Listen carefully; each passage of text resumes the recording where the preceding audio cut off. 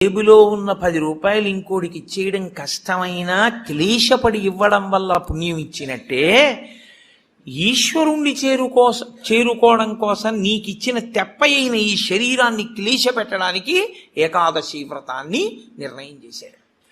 ఏకాదశి వ్రతం చాలా గంభీరమైన వ్రతం. అందుకే లోకంలో పెద్దలు ఏం చెప్తారంటే, స్వామి పుష్కరిణీ స్నానం, సద్గురోహపాద సేవనం, ఏకాదశి వ్రతం చాపి త్రయం అత్యంత దుర్లభం. ఈ 3 చెయ్యలేరు అని చెప్తారు. ఎందుకు చెయ్యలేరు? స్వామి పుష్కరిణీ స్నానం, అక్కడికి వెడతాడు, ఆనందనిలయం చుట్టూ 100 మార్లు తిరుగుతాడు, కానీ పుష్కరిణిలో స్నానం చేద్దామన్న ఊహవాడికి రానే రాదు. సద్గురోహ పాదసేవనం, సద్గురువు పాదములు పట్టుకునే అవకాశం ఇవ్వడు. ఎందుకు ఇవ్వడు?